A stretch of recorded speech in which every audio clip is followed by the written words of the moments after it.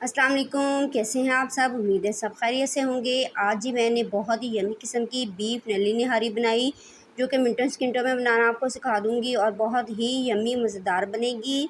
आप देख रहे हैं कि किस कदर खूबसूरत लग रही है। तो अब इसकी थोड़ी डेकोरेशन कर देते हैं। कोई इसके ऊपर कोई लेस गोटे वगैरह लगा देते हैं। ये देखें जी कितनी ज़बरदस्त लग रही है, इसकी डेकोरेशन हो चुकी है।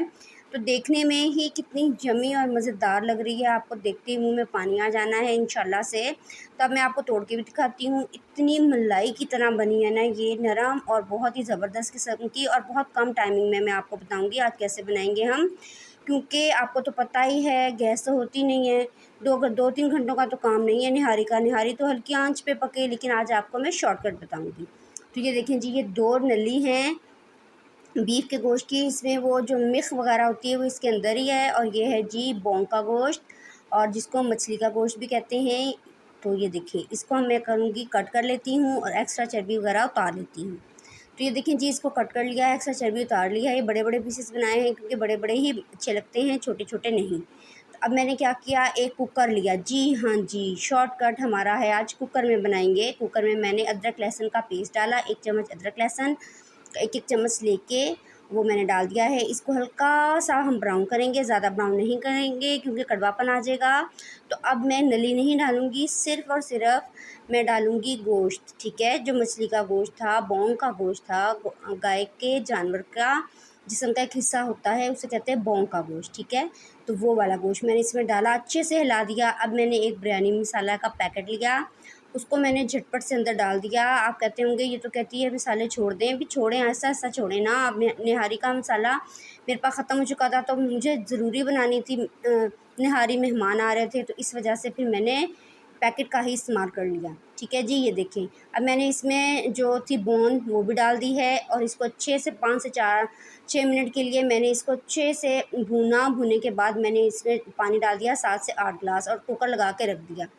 ये देखें जी, निहारी तैयार है। ये देखिए, यहाँ तक पानी था। और ये कैसे तैयार हुई जी, मैं आपको बताती हूँ। सबसे पहले ये बता दूँ मैं आपको, इसके ऊपर से ये ऑयल है, हम ये निकालेंगे। अलहदा से तरी बनाने की हमें ज़रूरत नहीं पड़ेगी, ठीक है जी। तो ये मैं अलहदा सेपरेट निकालती जाती हूँ। तो मैं आपको बता रही थी, आपने क्या करना है, आधा घंटा आपने इसकी नली में से जो मिख वगैरह है वो हम निकालेंगे, और जो हड्डियाँ हैं, ताकि वो हमारे पास साफ़ सुथरी सी पड़ी रहें। अब जी मैंने क्या किया जी, एक कटोरी ली है मैंने आटे की। आटा लेके मैं इसको अच्छे से नॉन स्टिक में भून लूँगी, ठीक है। और फिर ठंडा होने के लिए रख दूँगी। जैसे ये ठंडा होगा, इसमें मैं डालूँगी पानी।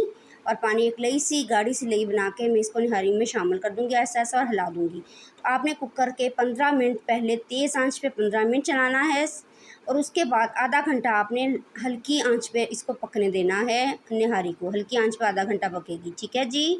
ध्यान रखनी है आपने टाइमिंग, 15 मिनट आपने तेज़ आंच पे पकानी है। जब सीटी बज रही होती है तो लास्ट के जो आधा घंटा है वो आपने हल्की आंच पे पकानी है। और देखिएगा गोश्त आपका मलाई की तरह बनेगा।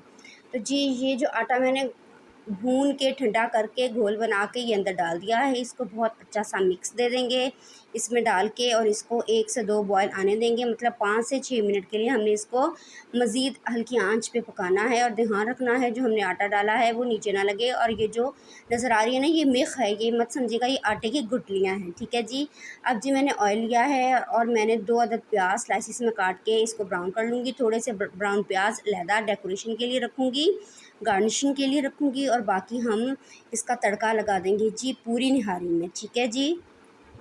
तो छोटे छोटे स्टेप हैं, इसको फॉलो करें। अगर आप यही प्याज जो है देसी घी में डालेंगे तड़का लगा के, तो वाह मज़े ही आ जाने हैं आपको। मेरे पास देसी घी नहीं था, तो इसलिए मैं ऑयल में लगा रही हूँ। ये देखें जी, तड़का लग गया है। इसको अच्छे से मिक्स कर लेते हैं, हिला लेते हैं।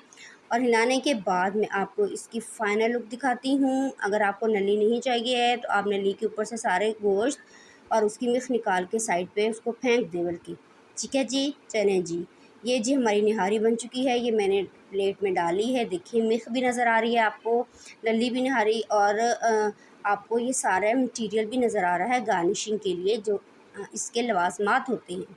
तो जी पहले ब्राउन प्याज डाले, अब मैंने इसमें अदरक के स्लाइसेस डाले हैं, और इसके बाद में इसकी जो मेन चीज़ है वो है तरी, जो मैंने सेपरेट निकाली थी वो इसके ऊपर डाल दूँगी अच्छे से। ये दिखें अच्छे से अच्छी सी लुक बनाएंगे इसकी। बगैर तरीके तो निहारी अच्छी ही नहीं लगती, तो आप अवॉइड कीजिएगा, थोड़ी बहुत ही डालिएगा, ठीक है जी। तो ये है जी लवाज़मात और ये है जी हमारी निहारी ज़बरदस्त किस्म की, बहुत ही यम्मी टेस्टी। मुंह में पानी आ जाना है। ख़मीरी रोटी जल्दी से मंगवाएं बाज़ार से और इसको ख़मीरी रोटी के साथ खाएं या नान के साथ खाएं। तिल वाले जो नान होते हैं ना, रोगनी नान, उनसे बड़ा ही मज़ा आ जाना है। तो फिर मैं आपको दिखाती हूँ कि ये किस कदर नरम बनी है। बहुत ज़्यादा नरम बनी थी। ये गरम इंतहा की अभी गरम है, क्योंकि आपके सामने मैंने अभी अभी ताज़ा ताज़ा बनाई है। तो ये देखिए, इसको ऐसे काटेंगे और मैं आपको इसको तोड़ के हाथ से छोटा सा टुकड़ा दिखाती हूँ। तो ये गरम बहुत है, ये देखिए किस कदर